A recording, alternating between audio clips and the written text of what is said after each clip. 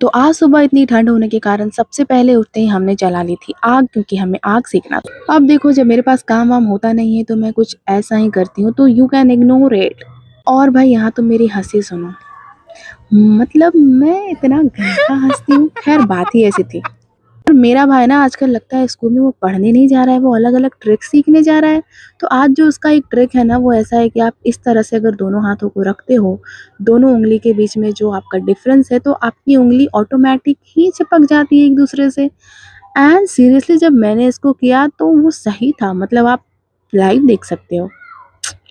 बाद फिर मैंने इसको बोला, भाई पढ़ाई पे ध्यान दे। तो फिर शाम होते ही मैं और मेरी बहन निकल जाते हैं सब्जी खरीदने के लिए, क्योंकि हमारे घर में पूरी की पूरी सब्जियां हो चुकी थी खत्म, और ये हमारा ही ड्यूटी है, ड्यूटी नहीं गाइस, बाहर निकलने का एक बहाना भी तो मिलना चाहिए ना।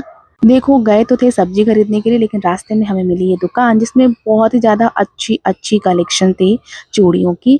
तो हमने सोचा क्यों ना मम्मी के लिए ले लेते हैं, तो मम्मी के पैसों से ही मम्मी के लिए हमने खरीद लिया एक चूड़ी।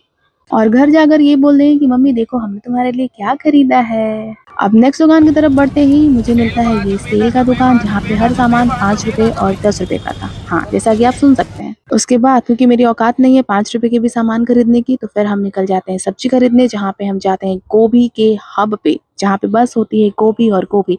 यहाँ पे भैया मुझे बोलते हैं कि गोभी 30 रुपए किलो है, पर 2 दिन पहले मेरी मम्मी 20 रुपए किलो लेकर आई थी, तो हमने उनसे किया बार्गेनिंग। हमने बोला भैया 20 रुपए की दो 1 किलो, उन्होंने दे भी दिया। फिर उसके बाद हम उठा लेते हैं प्याज, और मेरी बहन को कटहल बहुत ही ज़्यादा पसंद है, तो वो जब भी मार्केट आती है तो वो कटहल लेकर ही जाती है, अब चाहे वो कितनी भी महंगी क्यों ना हो।